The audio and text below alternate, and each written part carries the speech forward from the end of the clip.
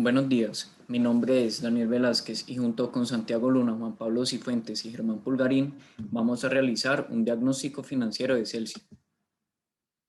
Para comenzar vamos a hacer una breve introducción. Celsi es la empresa energética del Grupo Argos. Actualmente cuenta con operaciones en Colombia, Panamá, Honduras y Costa Rica. Entre sus activos operativos cuenta con 22 centrales hídricas, 3 centrales térmicas y 2 granjas solares. Actualmente tiene más de 1 millón de clientes en Colombia y brinda electricidad a más de 87 municipios.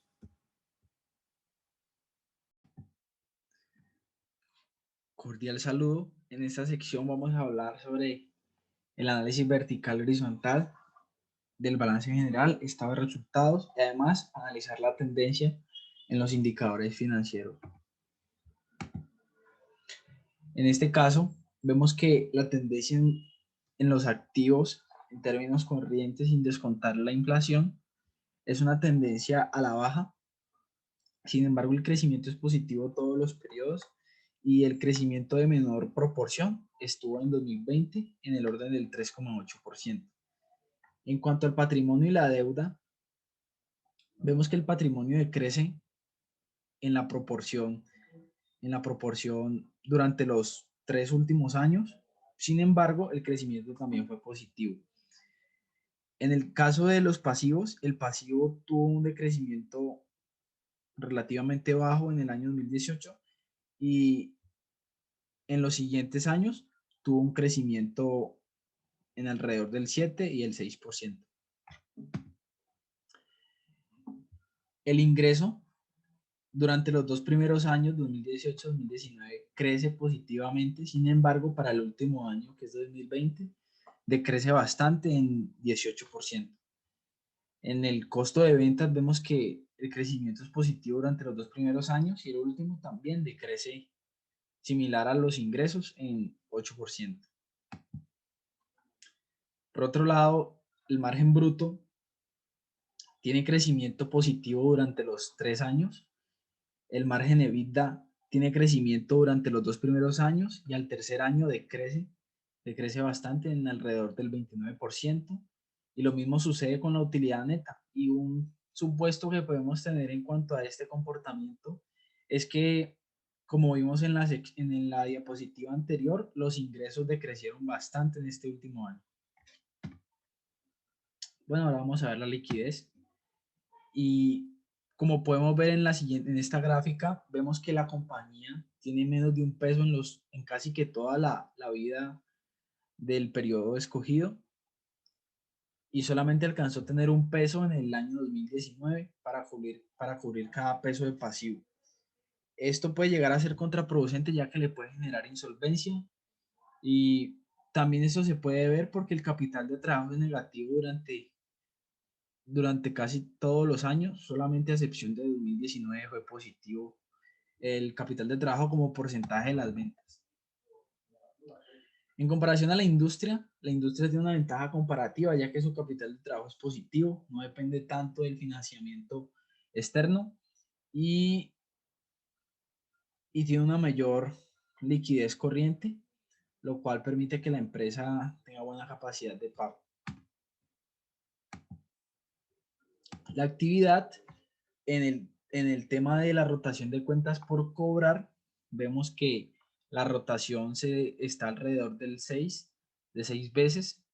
Solamente en el año 2019 alcanza su punto más bajo, que es de 3 veces, y se recupera en el año 2020 alcanzando el 5,9 o 6 aproximadamente, lo cual indica que la rotación es, es buena, ya que pues el periodo de cobro no es tan alto.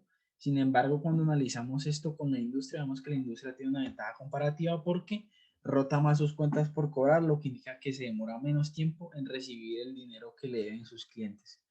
En el tema de la rotación de cuentas por pagar, se mantiene, eh, se mantiene muy baja, lo cual indica que también se demora en pagar a sus clientes y se demora 87 días tomando como referencia solamente el año 2020, pero como fue similar en todos los años, se puede decir que la rotación de cuentas por pagar o el periodo promedio de pago está alrededor de los 87 días. Y eso es algo que lo pone en ventaja con la industria, ya que la industria paga los 45 días. Por otro lado, la rotación de inventarios es alta, lo que indica que está, o sea, que saca rápidamente los inventarios de sus bodegas. Y eso es algo positivo, ya que puede incrementar las ventas.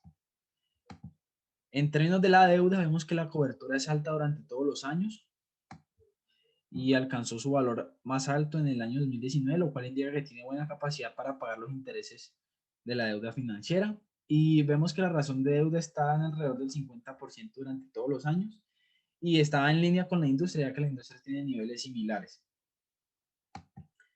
Por último, la rentabilidad nos indica que el rendimiento de los activos y el patrimonio tiene un comportamiento bastante similar y solamente decrece en el año 2020. Esto podemos notarlo porque la utilidad neta decreció, como lo vimos en la diapositiva anterior, y tal vez por esto podemos llegar a concluir que por ende se reduce la rentabilidad tanto de activos como del patrimonio.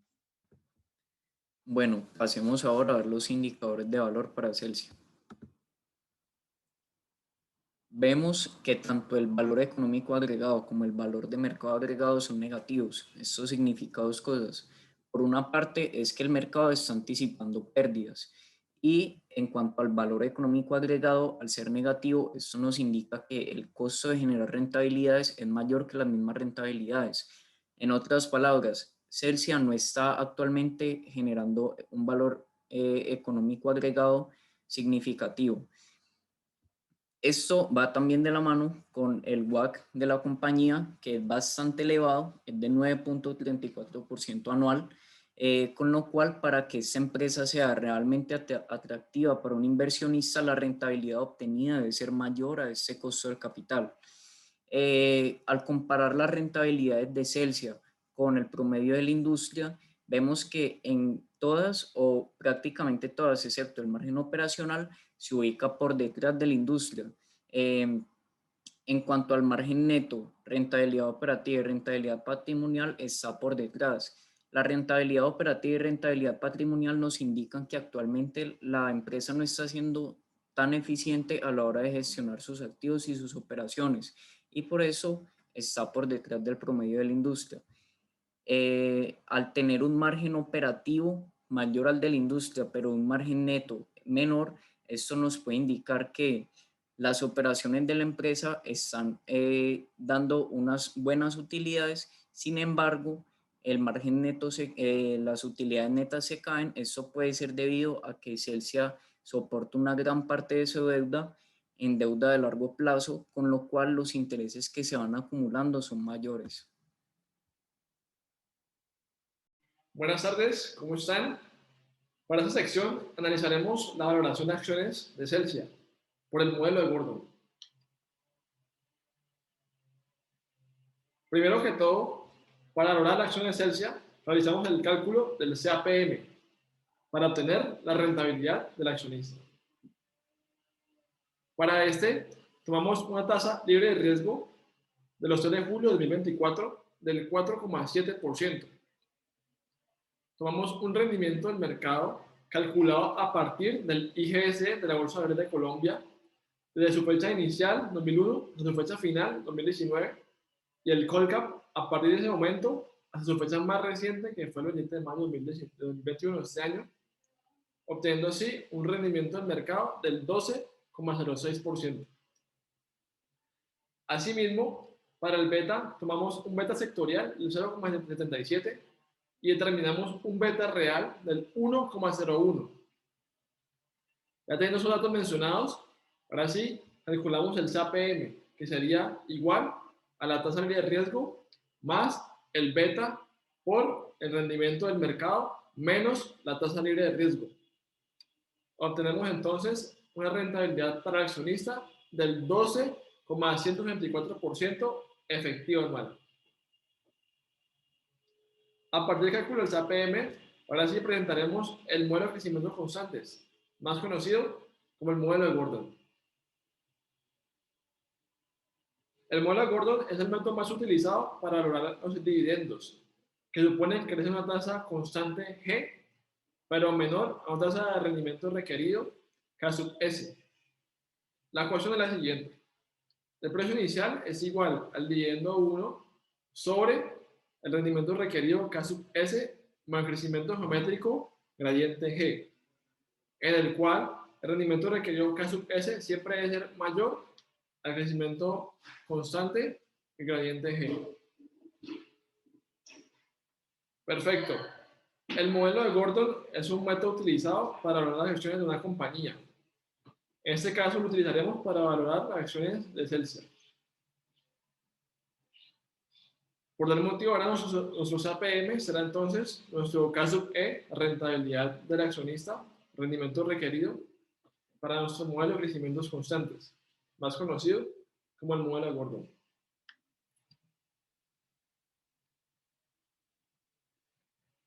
Perfecto. Para realizar nuestro modelo de Gordon, primero tomamos los dividendos de los últimos 4 años, desde 2016 hasta 2020. Como Celsia creció enormemente en los últimos años, tomamos el delta PIB y la inflación de Colombia desde 2016 hasta 2019 para calcular el crecimiento geométrico que tuvo la compañía. En efecto, como 2020 fue tan complejo para el mercado y para la economía, no se tuvo en cuenta para realizar la valoración de Celsia.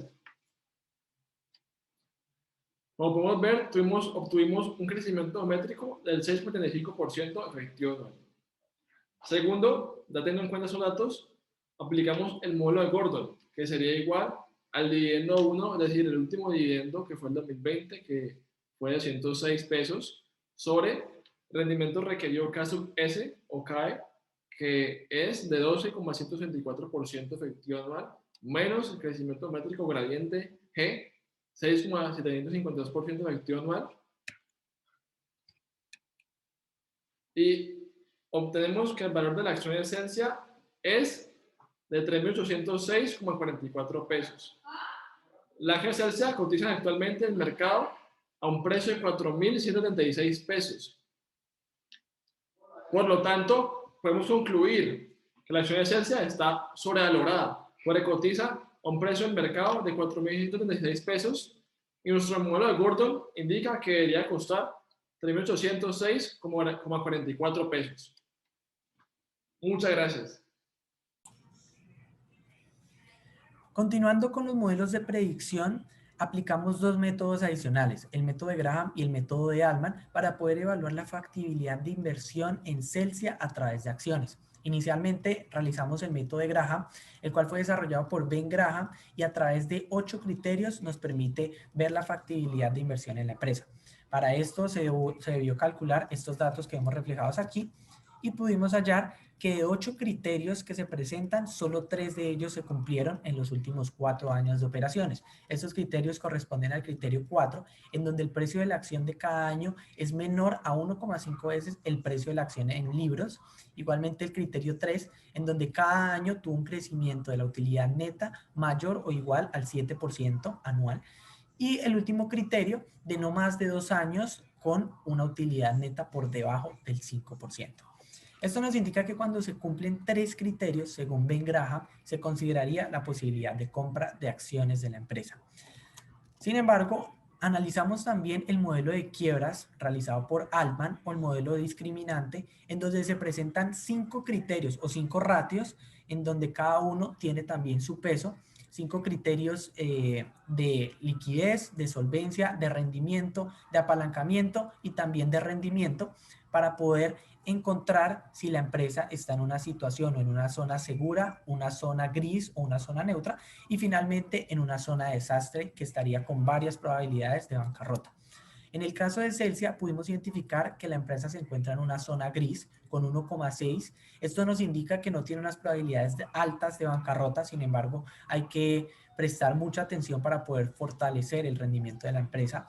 Algunos datos por destacar: el criterio 3 de rentabilidad nos arrojó que al ser este criterio la relación EBIT con el total de los activos El decrecimiento entre el EBIT o la ganancia operacional del 2019 al 2020 fue un decrecimiento del 35%. Entonces eso afectó mucho también la función. Igualmente el X1, que es digamos que es el ratio de liquidez, Celsia tiene unos pasivos para este 2020, unos pasivos corrientes mayores a sus activos corrientes. Esto también teniendo en cuenta el contexto de la pandemia, en donde la empresa tuvo que adquirir deuda para poder seguir operando. Y finalmente el X5, que nos indica la utilización de los activos para generar ventas. Esto pudimos ver que Celsia no está aprovechando al máximo su utilidad no está aprovechando al máximo, perdón, sus activos para generar las ventas que se puedan llegar a generar. Eso por parte de los modelos y los métodos de Altman y de Graham. Para finalizar, vamos a hacer un breve resumen del diagnóstico financiero de Celsia. Hay que decir que en términos generales es una empresa sólida, no presenta indicadores o signos de riesgo a ojos de un inversionista.